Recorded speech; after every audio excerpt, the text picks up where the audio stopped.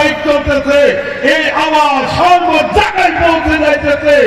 কারণ যখন আল্লাহ ওয়ালাদেরকে ছেড়ে দেওয়া হবে, আমল ছেড়ে দেওয়া হবে, তখন এই নাস্তিকরা খুশি হবে, ইহুদিরা খুশি হবে, বেঈমান কাফের মুশরিকরা খুশি হবে, আল্লাহ পাকও খুশি হয়ে যাবে। কথা ঠিক হবে ঠিক? আল্লাহ নবীও খুশি হয়ে যাবে, জমিনও খুশি হবে। কিতাবের মধ্যে আছে, যখন দাড়ি ছাছা, পেট শাক করনেওয়ালা, ধূমপান করনেওয়ালা, বেহায়া, বেলজ্জা, বেশরমা, ঘুষখোর, বিড়িখোর, হারামখোর, যখন এই ময়দানে চলতে থাকে দুনিয়াতে, এই জমিন বদুয়া করতে থাকে, বলতে থাকে আল্লাহ এই বিয়াদব, এই গ্রেফতার, এই ওজন আমি এরকম গুনাহ সহ্য করতে পারছি না, গজব নাযিল হচ্ছে, আমার থেকে ওকে সরিয়ে দাও, আমি আর এই গজব সহ্য করতে পারছি না।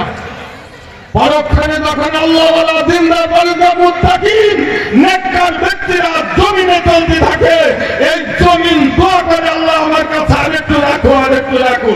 বলে কেন? বলে তার উপরে রহমত নাযিল হচ্ছে, এই রহমতের বরকতে আল্লাহ আমার উপরেও রহমত নাযিল হইতেছে।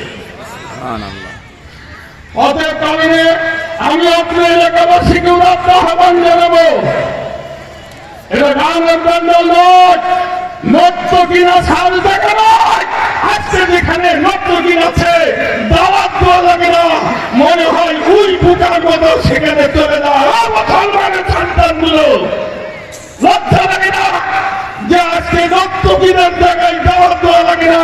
আর আজকে 1 মাস ধরে দাওয়াতি কাজ চলতেছে, আলেমরা দাওয়াত দিচ্ছে, মাইকে দাওয়াত হচ্ছে, বিভিন্ন প্রকার দাওয়াত হচ্ছে, তোমার কর্মে কুহুরিকে পৌঁছে না, তুমি কি মুসলমান নয়?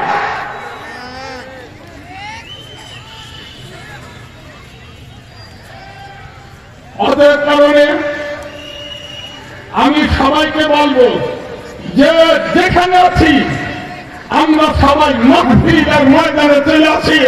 এখানে এমন এমন বক্তা, এমন মেহমান আল্লাহ আসবে, আল্লাহু আকবার, যাদেরকে সংগ্রহ করতে হলে অনেক কষ্ট হয়।